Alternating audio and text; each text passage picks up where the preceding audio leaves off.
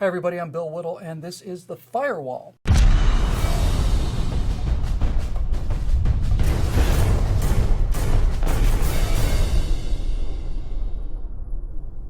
Now, just as a quick public service announcement in these days of increasing lawlessness, federal encroachment on constitutional limits, and crybaby progressive whininess in general, I thought I might take a moment to pass out a little rhetorical ammunition to those of you who have to hear from people who, if they can no longer pretend that the Second Amendment doesn't exist, then at least try to misinterpret it to the best of their ability.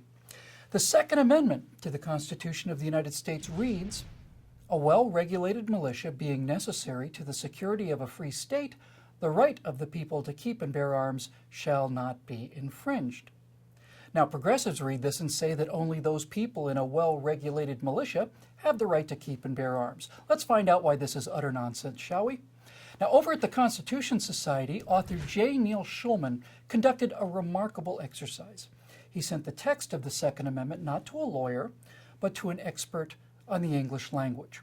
Roy Copperand taught journalism at USC for 17 years and served on the usage panel of the American Heritage Dictionary. Merriam-Webster's dictionary frequently cites him as an expert on American English usage.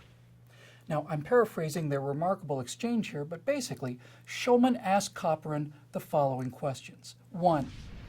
Can the sentence be interpreted to grant the right to keep and bear arms solely to a well-regulated militia?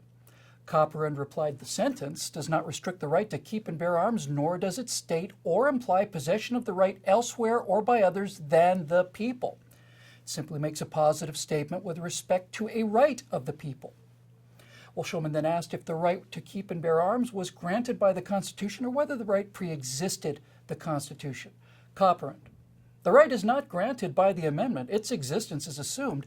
The thrust of the sentence is that the right shall be preserved inviolate for the sake of ensuring a militia.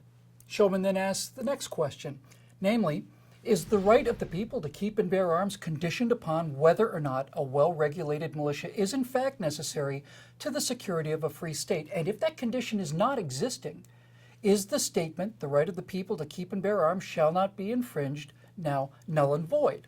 Copperand: no such condition is expressed or implied. The right to keep and bear arms is not said by the amendment to depend on the existence of a militia. The right to keep and bear arms is deemed unconditional by the entire sentence. Schulman concludes the exchange with an example even a progressive could understand. He sent Mr. Copperand a precisely grammatically identical sentence, which was, "A well-schooled electorate being necessary to the security of a free state, the right of the people to keep and read books shall not be infringed." Does that mean, he asked, that only a well-schooled electorate, high school graduates let's say, are the only ones with the right to keep and read books? To which Mr. Copperand replied, there's nothing in your sentence that either indicates or implies the possibility of a restricted interpretation. So, what does the Second Amendment actually say, according to an expert on the American usage of the English language? Well, 1, a well-regulated militia is one of the nice things that an armed population can provide, but it's not the only thing, and it's not the reason to arm the people. 2, the right to keep and bear arms is reserved to the people, not to the militia. This makes sense when you think about it, because a militia is a group of citizens who bring their own weapons with them.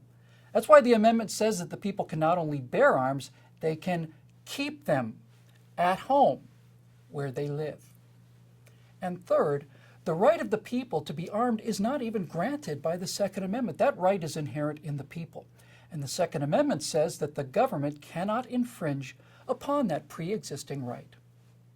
Now finally, you might hear progressives say, well, that was written back in the days of flintlock muskets. They never would have approved of such a thing in the days of automatic weapons. Why not? A flintlock musket was the deadliest weapon available at the time. Why didn't they limit their definition of arms to pointy sticks?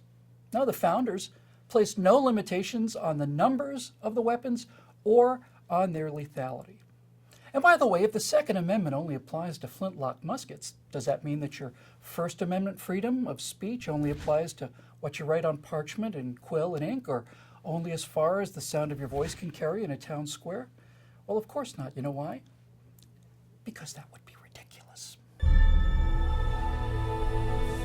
Please subscribe to our YouTube channel and be sure to visit us at truthrevolt.org.